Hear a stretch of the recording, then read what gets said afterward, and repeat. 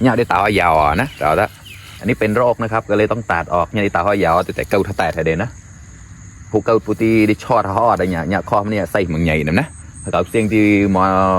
ไปน้ำนะก็ตีเตะขปานท่อก็ได้แต่ต่อมั่วก็ได้ได้ตาหอยยาววิจัดมันก็มึงสำเนียงดาวสวัสดีทุกคนครับใกล้วันเกล้าเราได้เยอะเปล่าเกามามุกเปล่าแกแม่ตันใหญ่นะอย่าร้องจ้ะเกาเกลียกแล้วงัวตกตลอดทั้งวันทั้งคืนเลยครับฝนนะ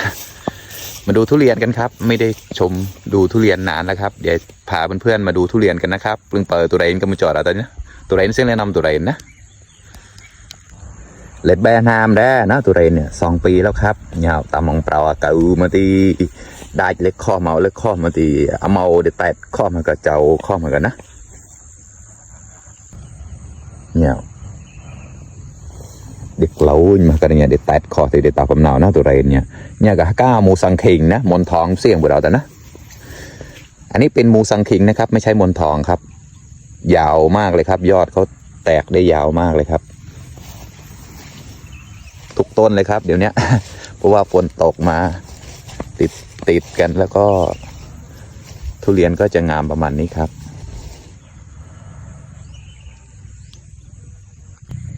to là nó ta tưới chơi thua màu thì nó đó tưới màu tưới trời ọt cái tí chú bé cá bọn nó chú bé cá pon bây giờ đã xây đi làm 12 rảiนะmón với tí chú bé cá chạy cái tí đi pon bọn nó để đột rải cái để đột nó ế cảนะ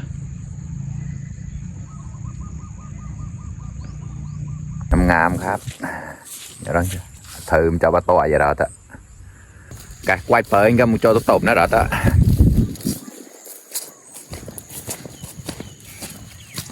เปล่าอะไรเก่ามาเก่ามาอายุยาวๆได้เลยว่าจันกว่ามันได้ชัวร์เล็กเราเมียนะมาเราได้ก็ชัวร์แล้วป้าmìnhก็ชัวร์ที่เต้าอะเนี่ยกว่าจิกเรื่องหนอตาดีกว่าจิกละเมาเลยนะหัวที่ในมะนาวไปนะเนี่ยหัวในมะนาวตีจีเปอร์แพ้เมาเลยนะเนี่ยได้ตายาวนะเราละ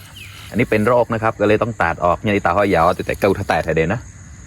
ผู้เกาปูตีได้ชอดห่ออะไรเนี่ยคอมเนี่ยใส่เหมือนใหญ่นะแต่เสียงที่มาไปน้ำนะก็ตีเตะขปานท่อก็ได้แต่ต่อมั่วก็ได้แต่ตาห้อยยาววิจัดมันก็ไม่ได้จัดก็ตีไม่ได้เราตีมาเจ้าเท่าได้แอนกเปล่ามาก็ได้เนี่ยไม่ได้ตายาวตีเนี่ยร้องเลยเราละเจ๊ซะอันนี้งามมากเลยครับอันนี้ไม่เป็นโรคไปได้ดีมากครับงามยอดก็ยาวมากครับเห็นแล้วก็ชื่นใจ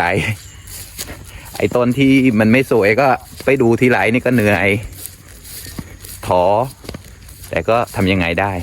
ถ้ามันไม่ได้จริงๆก็ต้องเอาออกอย่างเงี้ยอันนี้เป็นโรคครับเนี่ยได้ต่ำยาวนะอันไหนได้ร้องจะเราแล้ว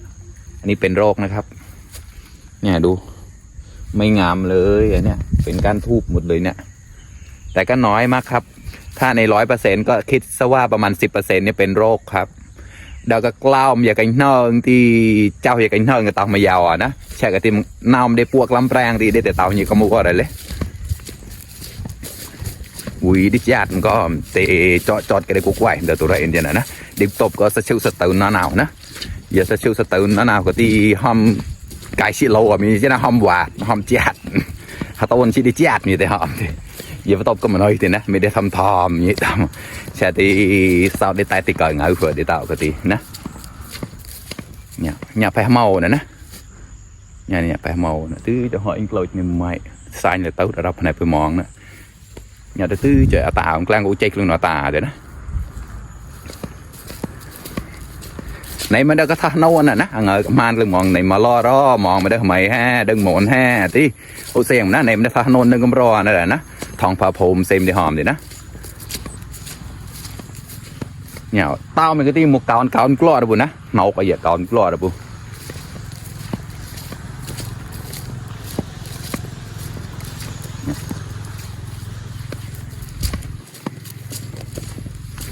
เนี่ยมีน้ำต่อเราหม้อก็เล่นไหนมันนะเนี่ยเฉยละโคเปล่าที่ต่อหม้อเฉยอะไรเนี่ยมีน้ำดิช็อตแต่เฉยเราหม้อนะเนี่ยเฉยเราหม้อทำน้ำแอร์ก็ตายมี พอเราcái ho mẹ tao lại sẽ hả tao lạiจะตีได้ก็ได้ไรมันกับไม่ได้แต่ตีพอไม่ได้ช็อตกลายเนี่ยก็บัดกลามเน่ามันต้องแต่เท้าพอละเนี่ยนำมาหมวกเขาได้ใช่ยังไงได้แจะแตกเหมือนนะยอดเริ่มแตกแล้วครับอันนี้ต้นไม้ครับเพิ่งปลูกได้ประมาณเดือน2 เดือนได้แล้วมั้งบัดแบะเต่าไปนะ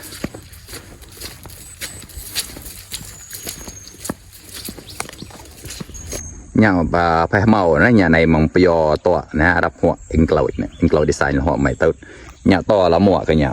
clone là bà mẹ đi cốc xí chạy rồi nè lăng tàu nè nhà to là mua tàu mà này nào giờ đó hút clone mấy nào cũng tiêuไปเลยได้ดิบลายเชื่อมั้ยเนี่ยน้ำแช่มากครับก็เลยต้องทำเป็นโคกแบบนี้ครับnhà đó chứ giờ hút clone bà nào cũng tiêu năm tụi đèn shot đấy nămเลยchoทำไปบัวน้ำตาวvậy nhà thứ chúng làm quay chiếc luôn ta đấy nè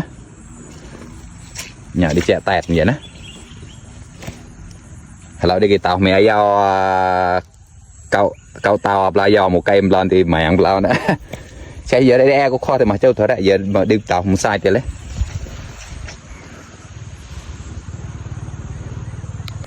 cái rồi tao tay nó chơiกับlầnนะคลิปหน้าก็ที่บัดนาวนะก็เปิดนำตัวไรนักเหล่านะไว้พบกันใหม่นะครับเพื่อนๆบ๊ายบาย